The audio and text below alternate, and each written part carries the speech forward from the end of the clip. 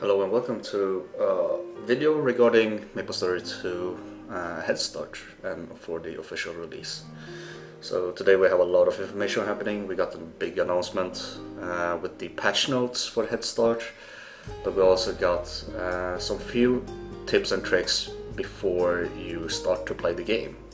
So starting off with in-game, my recommendation is if you do have logged in on Maplestory for the Battle Royale or Mushkin Royale, I would recommend going to your options while you're inside, and if you really want to care about your FPS at the Headstart, like if you have a slow PC that doesn't run well and you're gonna lag a lot because of the amount of people that's logging in at the same time, I would recommend going down a bit with your max zoom distance, because then you'll have less assets or less characters and visuals to see that's happening.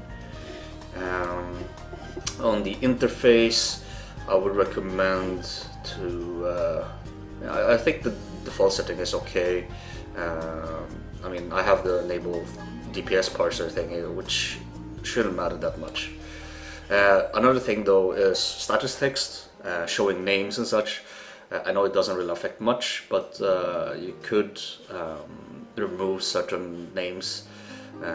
For me, it really doesn't matter that much. Like, the only thing I would recommend is to hide the pets, but no one will have pets in the future or at the start of the game, so that shouldn't matter much. But this is kind of helpful for when you do raids in later on. Speech bubbles, that's kind of something that could affect, but I would leave them on because I have another setting that will help you a lot more when it comes to lowering your FPS.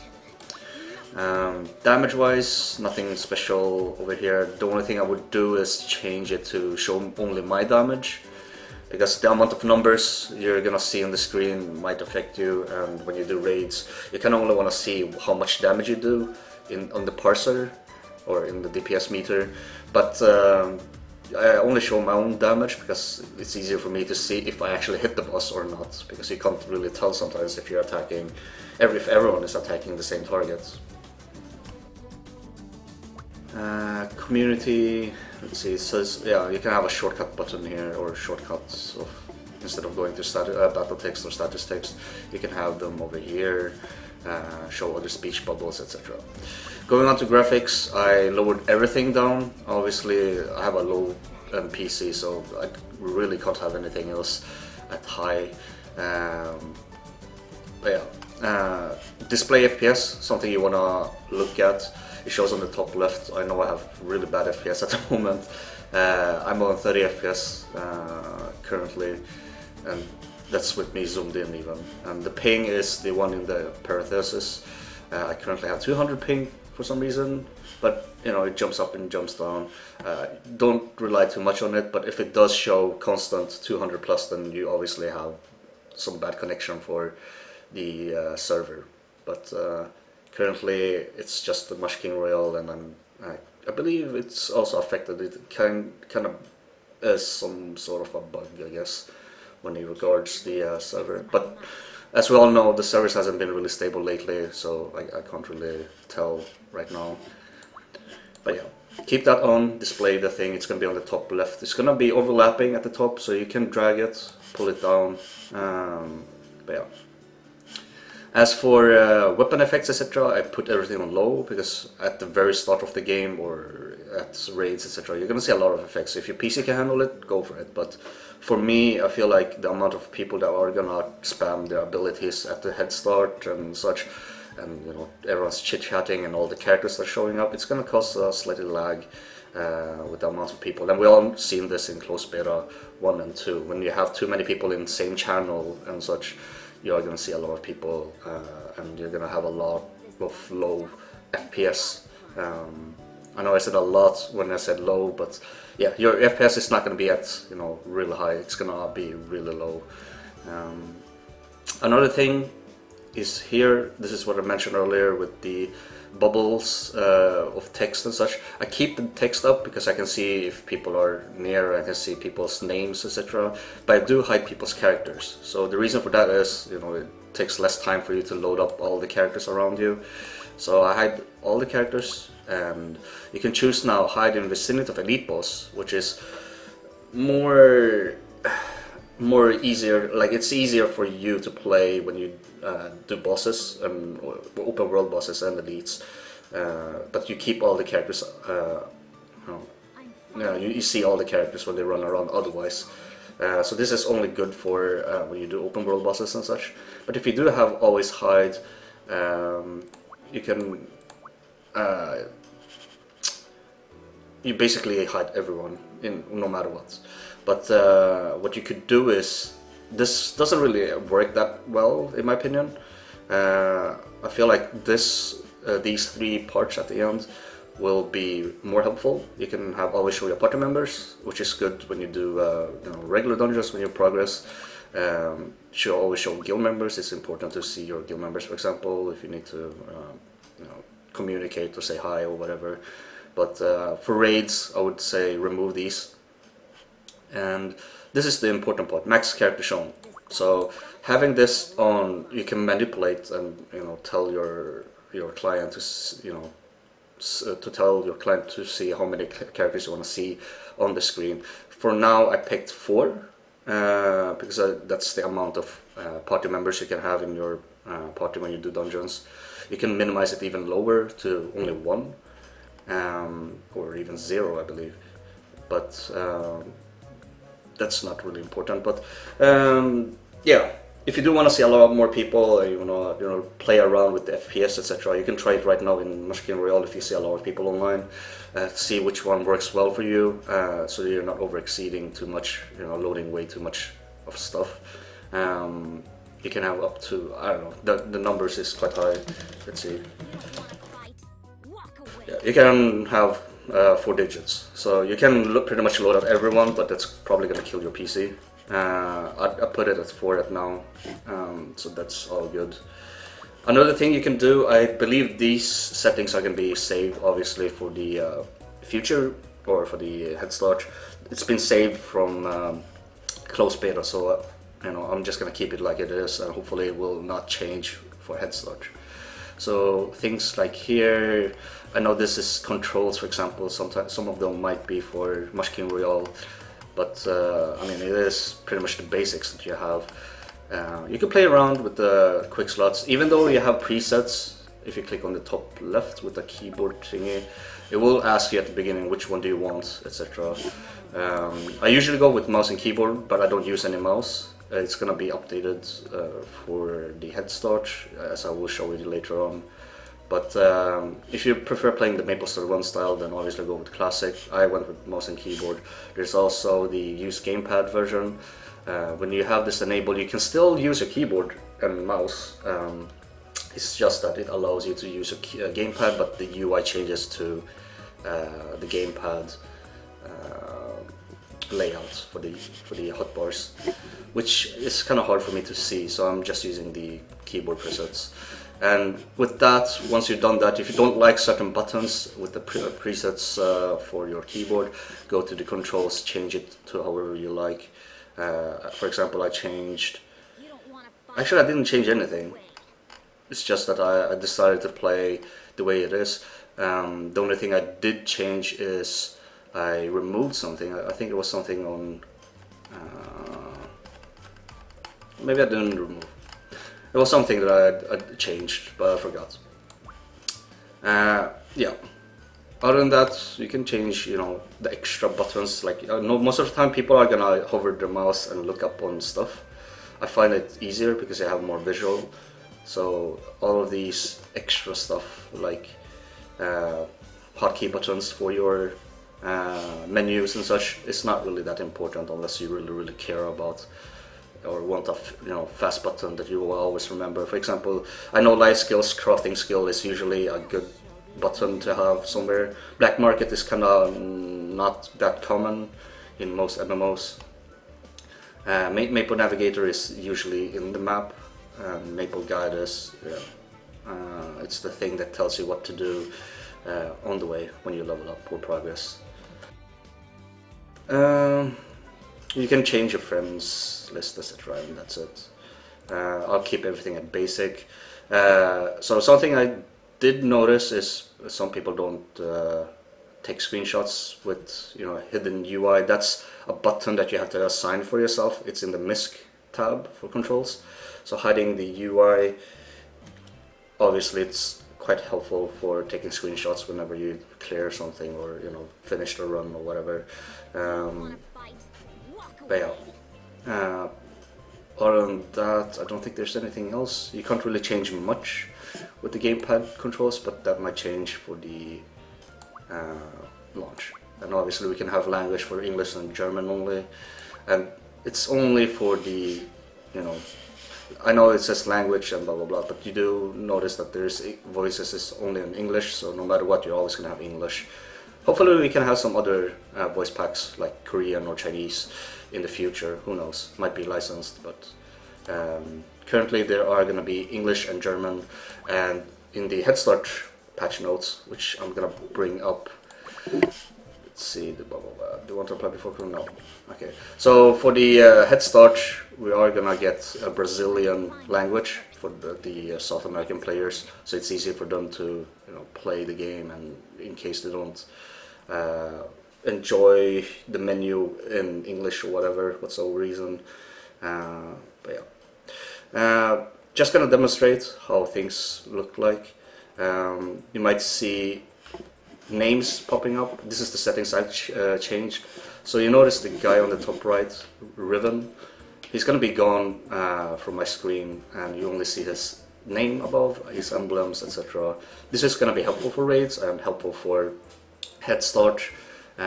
You don't have to load up the characters. I set it to 4 people only, so whoever that's 4 closest to me, it's Ashlynx, Curious, Chimpy, and Pitohui. So these 4 people are gonna be visible for me. It's probably gonna be easier with the settings, for example, if you have party members only, if you decide to make a party with your friend as soon as possible, and that will make it easier for you to locate each other and avoid all the people around you. But that might break some immersion for you, because you at Headstart everyone wants to see each other, say hello or whatever. But for someone that's gonna rush through the content, etc., you kind of want to avoid that. So I limited mine to 4, and the closer you are to some other people, they are gonna be visible, and for everyone else, they are gonna be invisible at distance. My game started to freeze up a little bit, but that should be fine. I guess we can just move out from the zone. It's been a very long journey since we played Maplestory. Been waiting since April, I guess, from Close Beta 1. But yeah. Let's go to the patch notes. So in the patch notes, as you can see here, I'm gonna link it obviously in the description below if you haven't seen it yet. I also have another link above regarding certain stuff, which I'll cover up later, but let's go through the patch notes.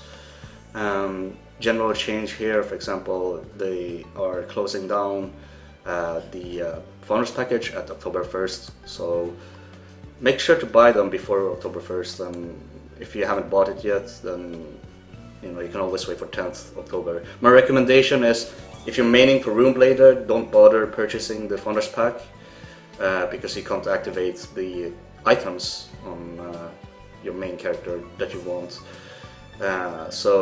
But it is worth going for it if you're planning on buying merits in the future. It's worth buying the Founders pack. I'm not being a sellout or anything, but you do get a lot of, like, you purchase for the gems that you purchased for with the Founders pack, and you get some extra nice stuff on the go. Plus you get the Headstart, so that's the only thing I can think of that's being really good when you purchase the Founders pack. Another information that's not stated here, I think it is on Headstart, the 9 days that you get before everyone else, you are only going to be limited to the content that we had in Closed Beta 2, basically level 50 content. They did remove Chaos Raids, and that's going to be available in November. So the only thing you can do right now is literally level up to 50 within the 9 days, gear up as much as possible, and then get that weekly reset before the next week. when the official launch happens. So in that case, you're pretty much gearing up a lot for your main character, and you can play with your alts, etc. You can create multiple characters, and obviously we'll see Runeblade coming up soon as well, and that time you're probably going to meet a lot more people as well in game. Now let's go with the patch notes. As you see here, it says Founder's Pack will be distributed to the first character you log into, which I covered up. Make sure that you log into the character that you want to log in on each region. If you're only playing on one region, make sure it's the character that you want to have the items, because it's being distributed to the character you log in on first. So for me, in this case, I'm gonna make multiple characters, because I set up a schedule on how I will be planning out for my 9 days of Headstart. I'm gonna make multiple characters, but I hope I do not fuck up and log in on a character that I do not want to have it on, because it's not gonna be my main. But yeah, merits will be distributed per only once per region, once no matter which region, and it's not transferable. You get this message: do you want to acquire the merits on your character on this region? Make sure that you are logged in on, for example, I'm from EU, so make sure that you're on the EU server if you were planning on staying there forever. So yeah, make sure to do that. Daily Wonders, for those that purchase Legendary Pack, you have until December or end of the year to use the item, otherwise it's going to be gone. Once you use the item, you have up to January, the last day, to claim all the items. You do not have to log in every day. As long as you used it, it will accumulate all the days that's gone, and then you'll get all the rewards. But you do have to claim them before February. As for items, they are now expiring within 100k days, I guess, instead of 30 days, because 30 days is obviously, sometimes people just purchase and stuff, and then I don't know how that happens, but some people don't really log in within the 30 days. But yeah, they are now kind of permanent, I guess, the bundle. As I mentioned earlier, Brazilian or Portuguese language is now available. Character slot per region is 6. So if you're aiming for the trophy with the or achievement with the pure white dye for your hair color or any gear dye, you're gonna need 8 characters. So having 6 character slots, you're opening up 1 for your main, and then you have 5 remaining. You're still gonna need 2 extra to get that achievement. So that's my plan for the Headstart. I'm gonna plan on getting 8 characters to 50 at least. And I won't be able to do that because I will have to purchase extra slots, and there's 3 extra slots, which ends up in 9, and that's the perfect number, because Nexon knows that you can make 1 character for each class. 9th character is Runeblade. The 8 other characters are available at Headstart. On the official release, you're gonna get the 9th character, which is our class, which is Runeblade. So if you do want to play all 9 characters or make alts, feel free to do that. You can also, I believe the trophy is account worldwide or account wide. So if you do get a character to 50, I think it will count in, and you can delete the character and then just save yourself from purchasing extra. But for me, I don't really mind that. I'm gonna purchase if it's cheap.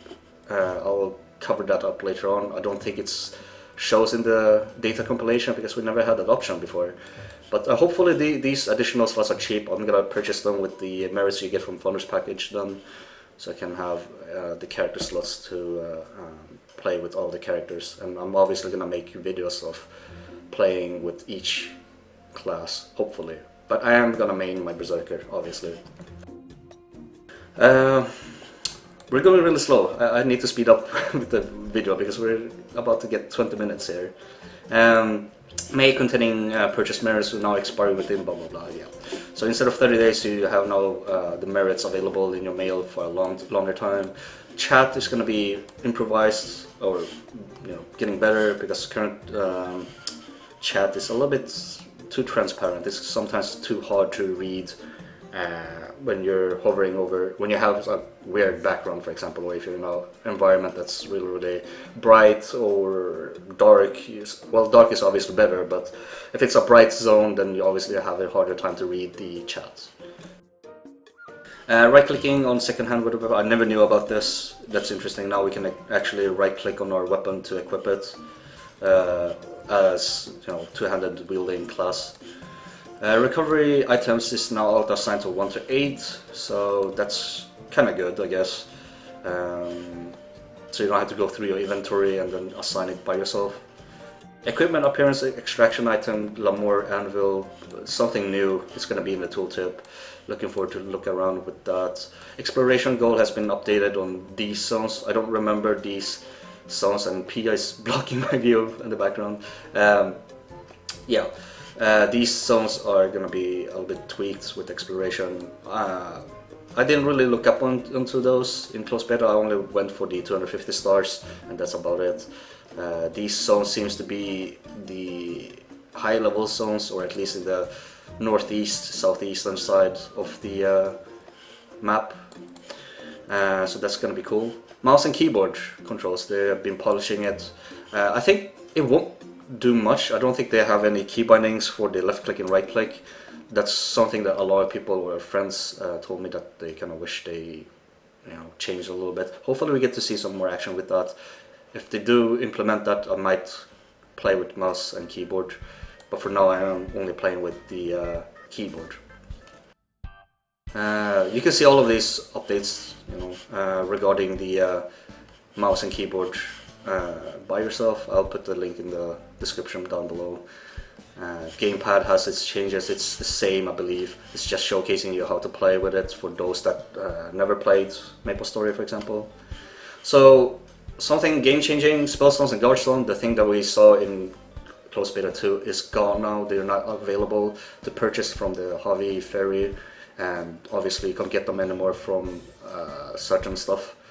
Now instead we get the gemstones, which is the regular stones that you upgrade your, that you need to upgrade your or enchant your weapons or enhance.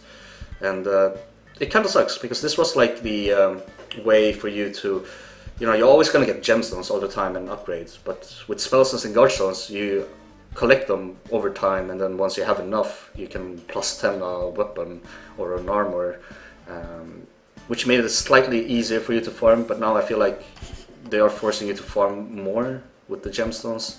I mean, you do get more gemstones, but you're gonna have to do the process of leveling each item 1 to 10 or 1 to 15 from the scratch, instead of, you know, having that safe plus 10 item instead. So that changes the Abandoned Mine, B1 and B4, they won't drop those anymore. Hard Dungeons as well, they will not grant you the Spellstones, instead you get more gemstone boxes. So everything's going to be with gemstones. Same thing with Foraging rank 13 and Alchemy rank 13, you will not get these rewards. You're probably going to get gemstones instead. So PvP Arena is disabled. The source of all the good stuff that you can equip for your character to PvP and for raiding is now disabled. That doesn't mean, or at least we don't know if they disable the minigames with the Red Arena or the Pirate Barbosa Island, I think, or the mine where you have free-for-all PvP. I'm not sure if that's disabled as well, but that's the only way right now to get PvP tokens. So if PvP Arena is disabled, I guess people can't farm, people can't, you know, be on the leaderboard as quick as possible during Headstart, for example, because obviously we have a great advantage of gearing up and being, you know, pretty fast or pretty high in the leaderboard in these 9 days. So it's a great move, I guess, but at the same time it's not that bad. We're not really in a hurry to do the raids, because the chaos raids are locked until November, I believe. So it's still, well, it puts less pressure on me, for example, because if you do this weekly, you do have a weekly session, I guess, where you can get your limit, depending on your rank, on how much PvP coins or score you can get to get your tokens. So this is slightly easier for me at least, but I do kind of wish we had the accessibility to PvP shop and all other stuff. But we don't know if the minigame is gonna cover that up at all or not.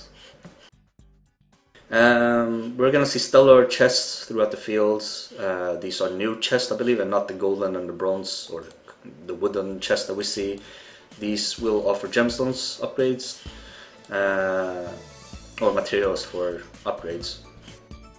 The Dark Descent and level 50 dungeons is now gemstones instead. I'm not sure if that removes the Havi fruits or if it removes the spirit and the Guardstone. But I'm pretty sure they still have the Havi fruits available for that. Dungeon updates, this is only covering up for the normal level 50 dungeons, and I don't think it's hard dungeons, like the hard adventure dungeons such as Pyrus or Balrog. I might be wrong, but it does say level 50 dungeons, so I'm assuming it's not either one of those. It should probably be for the main story quest that you're doing, and obviously the Cherry Blossom, the first dungeon. If you do die, they added a save spot now in the middle of the map or of the dungeon, so you don't have to run all the way from the scratch. So that's a good thing for those that die quite often. Open world fields updates reduce the health of certain monsters. I never experienced this, that they are having too much health. I never did open world killing that much. But hey, good for those that prefer grinding this way instead. Exploration goals feels less of a chore. I believe it's like those grab something and then use them. I think those are a little bit less chore, I guess. Like you don't have to do it two cycles or whatever. You do it in one cycle, I guess, like 3 times or so. Or maybe they reduce the amount of time that you have to sit on a bench and wait. Because last time when I did that for my night, it was, I believe it was like 5 minutes maximum, or 3 minutes minimum, 5 minutes maximum of being idle. But that's a good way for you to, you know, stretch your legs and, you know, take a toilet break or anything. So difficulty of monsters at beginner zones has been reduced to increase the viability of players up to level 10. I don't think anyone fought these enemies on the way. Like all I did was follow the main story quest, so I never had this issue. The only thing I can think of is the Kerning interchange. Maybe that's where you have those, you know, hulks or giant thugs people. I don't know. It wasn't really that difficult in my opinion. So at least they're being really helpful for the newcomers that are learning the game. Level balancing, this is where I find it a little bit weird. I'm not sure if it's 3% or 3k%. If it is 3000%, then we are going to get a lot of experience points and mesos for, you know, continuing after a weekly limit or daily limit. So that's a good way for farming, I guess, on your main character. I'll be playing on my ults, so I won't be able to experience this, but if my friends or if other people need some help, I'm obviously going to be playing on my main before I level each of my character to 50 or cap level of my ults. But yeah, this is a good way for you to continue to play, I guess, because people were like, once you're done with this, you're gonna log in on your ult, get more loot. Obviously that's still an option for you to do, but if you do want to have the prestige level, for example, and if you do need all the mesos, you're gonna need the mesos for the mesos revival. So that and the rustic key identifying, those are your mesos dumping and auction house. So this is a good thing, I guess, but at the same time, you know, most people are probably going to be playing on an ult, unless you're a one-trick pony playing only on one character, then this is going to be helpful for you. Experience gain for defeating regular field monsters, yeah, that's not, I guess that's going to be for Karkar Island maybe, who knows. Reduce difficulty or combat difficulty of adventure dungeon boss monsters. So this does not affect Balrog or Pyrus that we had in hard dungeons, this is for the regular ones. So if people are experiencing difficulty like in Catramus depths or whatever, the cow or the cow with the axe or lion with the axe that life steals from the NPCs with his shout. Like for example, those kind of battles or the story quests that you do, those are going to be slightly easier. So that's good, I guess, for those that doesn't, you know, that does have issues. For example, I would assume support characters like priest that tries to solo, that's going to be slightly hard to do. So this is good for them. Voiceover. Female and male priest has a new voice now, so we don't have the voices anymore.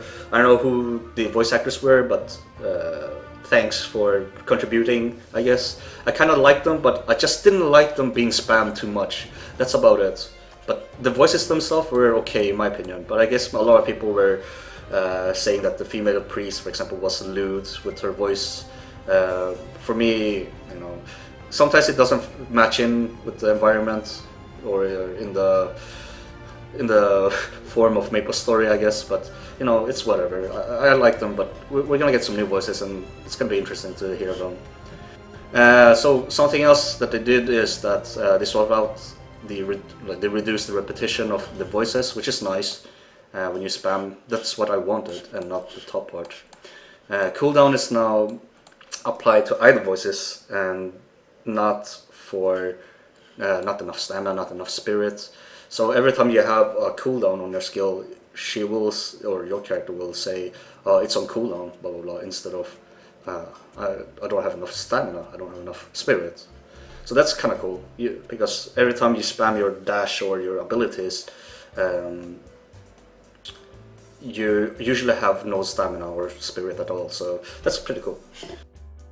Jody is now encouraged to not be shy and not talk if you chat with him. Well, I never knew about this, but I guess everyone likes Jody. He's the mascot of the game, I guess, for now. I know that it's gonna be like, for example, the duck is now also a popular mascot for the game. Pinkbean is gonna be available as well in the future, so maybe people will have Pinkbean as a mascot instead. Enchant upgrades or updates. It just tells you that they are, they're increasing it. That's pretty much it. We also get extra stats, or increase that by 1 as a minimum. Because back then, I believe, we only increased the weapon damage, and now it increases stats by 1 as a minimum. Not sure if this is RNG though, because it says at minimum. It doesn't tell you if you're gonna be able to get more stats depending on your RNG. Like if you, let's say you upgrade your weapon to +10 and you get in total of 50 strength, and then next time you upgrade another weapon you get a strength of 40. So I don't know if it's RNG, I don't know, but it's a bit sketchy. I hope it's not like that, but we'll see.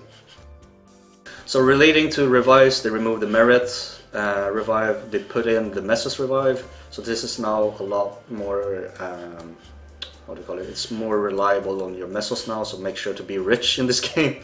The safe revive is now to 5 instead of 3, so you have 5 revives where you spawn back at your entrance, and then you have Mesos revives that you instant revive yourself at the spot instead of merits. This is the one that's, you know, obviously like the merit, and the instant revive is a fee of it's a flat Mesos fee of your level. So if you're level 60, you're gonna have the highest fee for reviving, and hopefully it's not too high, and this is a way for you to, you know, use up all your Mesos, I guess, to revive yourself, to, you know, in case you fuck up in a raid. Cherry Blossom, we covered this up already. They're gonna put a checkpoint that you respawn if you die, so you don't have to run all the way back.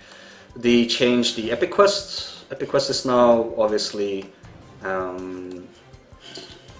it's like Close Beta 1, basically. You can just go through the main story quest. A lot of people dislike that system. For me, it's easier for me now to speedrun or power level myself in less than 12 hours then.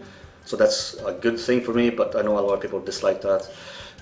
We now get trophies instead of rewatch from the main story quest. So every time you level up to a certain level, let's say 20, 30, 40, 50, you need to check your trophies to get your AP and SP, so make sure to do that.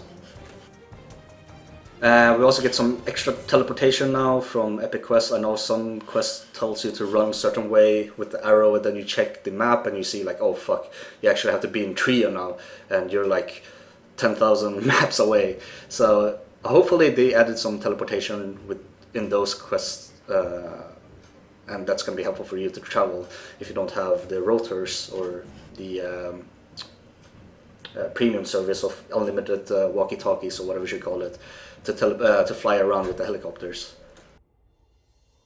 We also got the option to join a party now when we do the Epic Quest, which is nice. It speeds up the amount of people that are playing. I know that when you sometimes you click on Enter Dungeon and you end up being in the solo queue or solo dungeon instance. So now when you have that option to join as a party or search for a party, that's really nice. Housing, most of it is free, the basic at least, and then everything else is going to be reduced with the price, because now that we have the expanding thing for free, we're going to need a lot of, for example, water tiles, a lot of wooden tiles, etc. To fill up the floor or fill up the wall, etc. Like, that's going to be really, really amazing to see a lot of people being creative with their housing. For me, it's just going to be more of a Farmville, I guess. I'm going to be placing a lot more... my house is pretty much going to be teleportation land, and obviously it's going to be a lot of farmland, basically. So make sure if you're seeing me in game, drop by my house if you do want to have some portals, if you do want to have some gathering and foraging, etc. Make sure to drop by my house if you want that. I don't think I can cover up much more. I mean, guilds has been increased to level 5. Guild level is now to 15. Storage has been added for the guild, which is nice. Razor Chroma, if you don't care. Razor Chroma is the I think it's the lightning effect, yeah. So this might be I know a lot of people use Razor products and such, and this will help you hopefully to change certain things. And as for in-game, obviously we're all going to get all our rewards that we collected throughout the closed beta and other events that happened through the social media. So make sure to it says make sure to claim all the rewards that you can in Mush King Real if you haven't before the Headstart, so make sure to do that. We're gonna get Pet Mania event, and we can only get this at level 50. So once you get to level 50, go to Queenstown, talk to the NPCs that's shown on the image, and get the quest. Does that mean... No, never mind. Okay. And for the community event that we have right now, we have the retweets and like event for the mint body pillow. We're lacking 700 retweets and 20 likes. So if you do have a Facebook account as well, you are increasing the chance of everyone getting entering the giveaway by liking on the Facebook as well as retweeting on Twitter. And for us, we're gonna have some custom content, Halloween. I guess for all the UGC creators there, you have your chance to make your own Halloween costume. Hopefully we get to see some really good ones available in the user shop. So what they added for release, obviously, or Headstart, it's going to be Premium Shop is going to be open so we can all purchase the stuff available in Cash Shop. Red Mirror Shop is going to be available for those that earned their merits through selling in UGC. You are now going to be able to have a look at the Merit Shop. Functions that we see that's available now in the merit system is these items. Premium Club is going to be available to purchase, and walkie-talkies as well, the teleporting emergency radio as well. Helium balloon, I think it minimizes your character or changes your voice, I'm not sure. Guild summon scroll, if you plan on summoning all your guild members to do open world stuff or anything. Name change voucher, if you dislike your name, for example. gender change. Ooh, that's interesting. And one character slot card. This is the card that you can purchase, 3 of them for your character slots. And skill tab voucher. I think these are the most expensive ones, but it eases up your way of having PvP build and PvE build, for example. Or if you're planning on having, you know, 2 different builds, like one for Balrog and one for Pyros, or, you know, that way you don't have to change that often. So that's a decent thing to buy, but in my opinion I feel like it's not worth it. It had some issues back then in closed beta, but hopefully it's being fixed. Remote bank storage. We're also gonna get milestone pack and freebie pack, and this is available after playing 10 hours, and that will be available then for you. My milestone pack is only available for purchase within 24 hours after activation, so that's really interesting. Emote bundle or learn instrument bundles. I think if you're really into making music or playing music, the Orlano instrument bundles might be something for you, because you get all the instruments, I believe, that has Orlano or the title Orlano in front of them. So the piano, the guitar, etc., you're gonna get all of them in a bundle, which is really nice. Same thing with the emotes if you like to be socializing in trio or whatever. Let's see. We're gonna see Panda House furnishing pack and Halloween furnishing pack. I don't know what's the deal with the Panda part, but you know, Halloween is pretty good that it's coming out soon. Let's see, housing related purchase now available for purchase. Basic training are free now. Design templates are free, or is now available as well. Minivan new mount, the minivan is now available. For those that didn't have the minivan or not gonna get minivan from the closed beta 2 event, you are now available to get that for yourself and decorate it yourself as well. So the last thing, I know it's been a long video, we're covering up the hairstyle. So the hairstyles that you see in game is gonna be gone. The long velvet hair, which is the hairstyle that I picked for my character in closed beta. You can see it on my Twitter, for example, or on Discord icon or avatar. That hairstyle is going to be gone. Not something that I will be bothered, because it didn't have any shiny effect on it. And this is something that will change throughout the patches and such. Like, it's like a gotcha banner thingy. Like if you've seen me play Dissidia, for example, it's going to be that thingy. Like, it changes every week, month, who knows, with the hairstyle. So if your favorite hairstyle is not available, it's gonna come back eventually. They're gonna remove 2 hairstyles and add 2 new hairstyles. So I'm gonna be looking forward to see how these 2 look like. I'm not really keen to shortcut on a female character, but the ponytail looks sounds interesting. And as for male, your small cut or smart cut is going to be gone, braided highlights is going to be gone, and then you're going to get traditional ceremonial hairstyle and chick starts hairstyle. So that's pretty interesting. What else? I believe, yeah, we'll get 2 new faces available, Halloween themed Dead Series and Freaky Fiend. And for Rosetta's hairstyle and Ren's cosmetic shop, you will get additional items that we can get through trophies. So experiment around, look around, and you're probably gonna get a lot more trophy or items from the trophies if you're planning on spending a lot of merits or vouchers. If you're curious about what kind of hairstyles these are that's being removed, they are going to be unique for now. If you think about it, your character is going to be unique to having that hairstyle, and people are going to be wondering what kind of hairstyle is that, and you're just going to tell them that I was part of, closed beta, and it's going to come back eventually in the future. But yeah, these hairstyles are unique now, have a lot more value to it, I guess. Yeah, that covers it up. I'm going to be switching tab. I think we're done with most of the part. We've done cover up for the in-game options to prepare for the Headstart, and we got the patch notes done. I'll put the timestamps in the description if it's too long. I know it's almost a 1-hour video. So this is something I'll be covering up. It's the Maplestory 2 data compilation by Choja Hiragawa. So this little spreadsheet is really helpful for those that are planning ahead. You can check all of these in game. I mean, these are information that you get from in game, obviously. So you can check these in game, but you can also have this on the side if you have double monitor or whatever. Or if you want to check it out right now, it's available.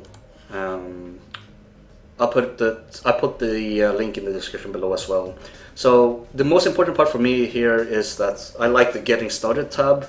The Getting Started is literally telling you what you can do for your character or what benefits you get. So in my opinion, you should follow it slightly. Like for example, create a home and then hit the decoration score so you can get the claim gift as soon as possible, because this is a daily thing. Move to Evansville, gather copper majoram.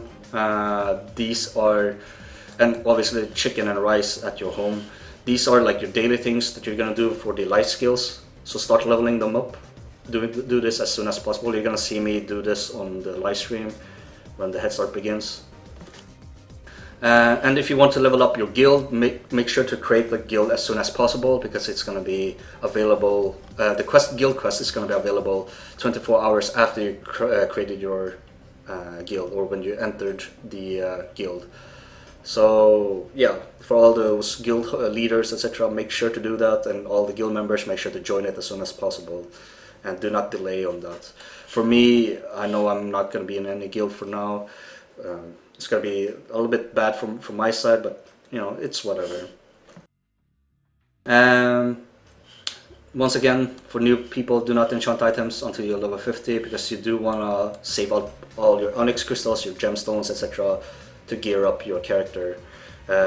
Because level 50, 60 is gonna be, or 60 at official launch is gonna be your endgame gear, and that's where you wanna have all your stuff being upgraded, obviously. Yeah, exploration goal is scaled by your level. So if you do plan on doing exploration goals, don't bother doing them, you know, as soon as possible. You can save them and, you know, do them in between. If you're lacking on main story quest, for example, I know main story quest is going to take you to 50. So keep your exploration goals to level 50, 51 to 60, because that will ease up the grinding for you.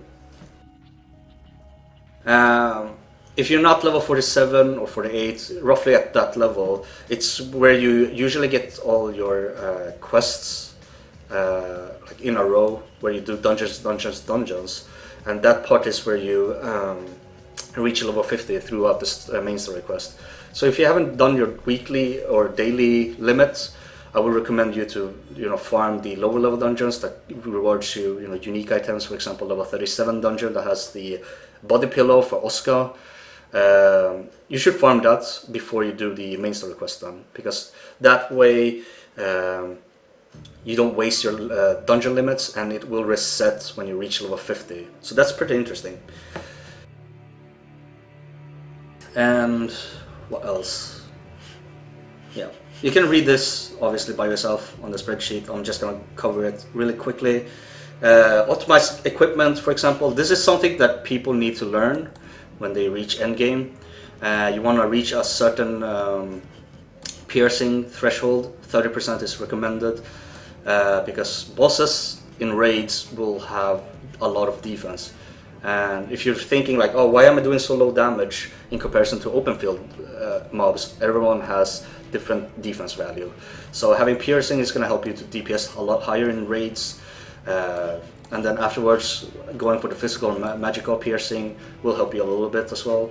Accuracy, I don't really know the deal with it. Sometimes you miss against a boss, and it kind of sucks if you have like a huge cooldown skill, and if you miss, you know, it's always gonna suck. So having that 100 accuracy is gonna be really good. Critical damage is gonna be more focused over all damage over boss damage, and the reason for that is every attack that you do has a chance of critical hit, and if you do manage to get critical damage in, you're obviously going to get out damage the total damage and the boss damage. But yeah, Most important part is the physical, the piercing, and then obviously critical to boss damage afterwards, depending on what luck you get with the RNG of bonus attributes. Things that you should do at 50, for example, daily activity, at least 2 to 3 hours. Ranching, mining, farming, foraging, smithing, handcrafts, alchemy and cooking. Like, that's your daily Farmville stuff. Daily missions, I would not recommend doing all of them, but at least up to when you reach the limit. I think it was like 30 points or something. Try to get that daily missions done every day. If not, try to do as much as possible that you can. My recommendation would be the Mesos one, the Gemstone one, and I guess everything else can be skipped unless they are easy, then feel free to do them. Guild quests, do them as well if you have those, daily dungeons, etc. Finish daily prestige XP. I don't really know what that is about, but yeah. As for your weekly, you want to do your Dark Descent. These are free entries that you can do weekly, I think twice a week or 10 times a week, so that's really good. Abandoned Mind is also something, you probably won't be able to do this unless you have the key, but try to do this as soon as possible because it's within the limit of weekly, because it resets every week. Yeah, and then you have all these other stuff that you can do for attribute points. It's available obviously in the trophy list in-game, but if you do want to have all the attribute points, all the skill points, try to get, you know, for example, 500 trophies, and then get this amount of XP, kill the amount of enemies here, and etc. So make sure to do these if you want to min-max your character, especially with the skill points. Attribute points, you know, it's minor changes for the for your stats. And for trophies, if you want to have Hunter Trophy, for example, one of them gives you really good trophies to kill 200 elites or boss. I would not recommend doing this at Headstart because you're wasting your time. Make sure to do everything else before going for the open world bosses. But you are gonna miss out everyone that's aiming for the world bosses at their Headstart, so make sure to participate if you want to, but don't waste too much time on it. Exploration rewards, you can see that in game by pressing open up the map, so don't worry about this. Prestige rank, don't worry about it, you're gonna level up, you're gonna get these on the go. Life skill, you don't have to look up into it too much, you're gonna see that in game when you're doing your daily Farmville stuff. Minigames, recommendation, Crazy Runners, if you're really good at the Crazy Runners, it's only one single map. There's no variety to it. This one is the easiest and it's individual progress to it. So make sure to be good at it and you're going to be getting free XP, free buff for yourself. Really good. Ludibrium Escape, if you're good at it, go for it. I'm really bad at it, so I'll skip it. But it's also solo progress for this. Dance Dance Stop, you can... it's pretty good. It's better than the other two, but yeah. Hat of Misdirection, this is something that you're gonna encounter in game, not that often, but if you do happen to see a hat, you are gonna get a portal for a slightly mini game that you can collect mesos and items on the way. This is obviously for those that are traveling or, you know, grinding in the open world, something for you. PvP minigames, as I mentioned earlier, the chances of winning is obviously the Barbosa Treasure Island. It's a PvP, team-based PvP, objective-based, I guess, or capture the flag mode, etc. So you have a higher chance if you're new to the game. Crimson Termine is the solo, free-for-all. You do have a chance of winning if you're, you know, last hitting or, you know, kill stealing people. And Red Arena is basically the lowest chance because you're fighting other people one by one, depending on the... if you're losing, then you're out, basically, and then if you're winning, you continue on, and so on. It's like a tournament style. Yeah. Moving on, housing and assistant, nothing that you should worry about. You can look up on it later on if you're more interested into that. performancing, playing piano, playing music, fishing, etc. You have, it tells you here the amount of things that you can get. It's a little bit bugged here, so don't worry about that. You do have like some guidance here, but I do feel like there's other or better guides that you can do when you do fishing. I feel like it's more of the AFK mode style, when you don't have anything else to do, you want to chill, etc. Then this is something for you. Then don't make this as your main thing, in my opinion, but if you do prefer leveling up through fishing, then feel free to do so. There's obviously guides for that as well on Reddit, I believe, regarding or which spot to go for. This one on this link covers up the unique or unknown locations, the hidden ones. So that's pretty good, but if you do want to have like a leveling guide, there's one in Reddit, I believe. It opens up also the tab with the all the vanity stuff that you can get, like reach certain level, you unlock certain hairstyles, you unlock certain face type, etc, etc. You can find these in game as well by filtering in achievements. Emotes, also something, if you're really a fan of having all the emotes unlocked, this is like an achievement obviously, but like for example, perform one assembly or assemble with your with your music band, etc. And then you have successfully enchant, you get thumbs up, etc, and so on. So you do get like a lot of things that you can unlock here. These are obviously mount, so there's that. In my opinion, I feel like the curse eye was pretty good, but I think this was a bit different. Player hat, okay, whatever. What else do we have? We do have achievements, for example, with the order, depending on how you want them, alphabetic or category, to check out your trophies, etc. Not really that important, you can see them in game, etc. But yeah. Close beta 1 thingy when it comes to time investment on the trophies, etc. You can see it over here, which one is the hardest, or which one takes the longest, obviously. The easiest one is the one with the 1 star, so you can check them out. Not really important that you should know about. We're almost reaching 1 hour, which is good, because that's where I'm gonna end the video. As I mentioned earlier, timestamps is gonna be below, links is gonna be down below in the description, so feel free to skip through the video if you want to, if it's not interesting, if you already knew about this. So going with merits, we are gonna see the stuff that we can see here, how much they cost, etc. It's easier than looking in-game at the moment when I'm recording, but for example, channel chat, if you're playing Munchkin Royale, you have vouchers. Don't buy these are just 3 merits, but if you do want to voice yourself on the server, then feel free to purchase vouchers, because it's not going to cost any merits at all then.